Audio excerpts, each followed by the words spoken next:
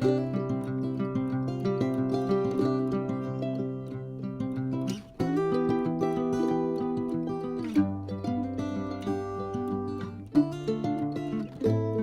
today we're gonna be frying some squirrel, and we're gonna start by parboiling it. But the most important thing in any wild game is make sure that it's very clean. And a lot of game, if you look, you'll see that's a gland. So when people talk about stuff being gamey, there's a lot of glands and stuff, and as you do it over the years, you'll figure out the things that need to come out. So I'm gonna clean this up real quick, and then we'll come back. All right, so we're back with clean squirrel up. We've got everything ready to go. We got all the hair off. We know that there's no hair. If you notice, there's only 4 pieces. Typically on a squirrel, we're gonna have 5 pieces when we quarter them up. This particular squirrel was the first squirrel that a young squirrel dog treed, and he took it and run off and chewed the back up. So we just got the 2 hind legs and the front legs.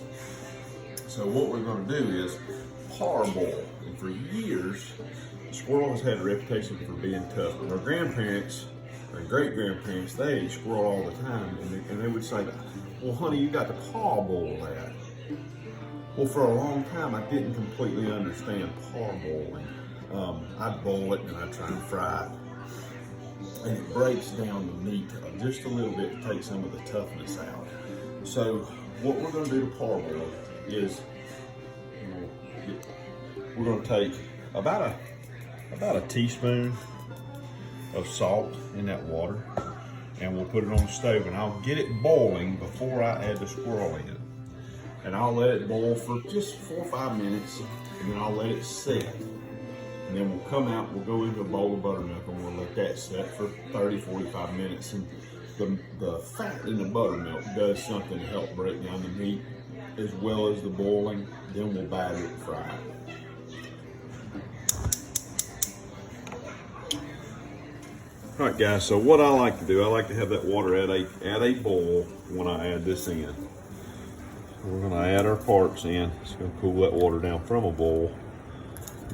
We're gonna put a lid on it. We're gonna set our kitchen timer.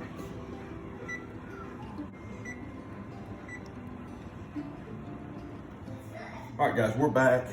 We're gonna make our dredge while we're waiting on the water to boil to parboil these squirrels.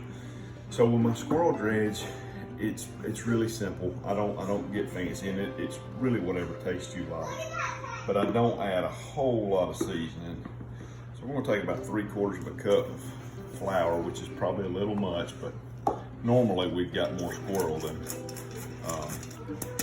and most of the time you're not gonna have to sift flour for this. We buy our flour in bulk, and so coming out of those big 25-pound sacks, it packs up and it needs to be sifted.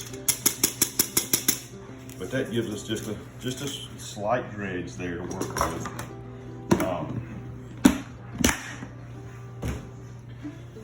But really all I use is just a seasoning salt in my dredge, and I don't get crazy with it. Not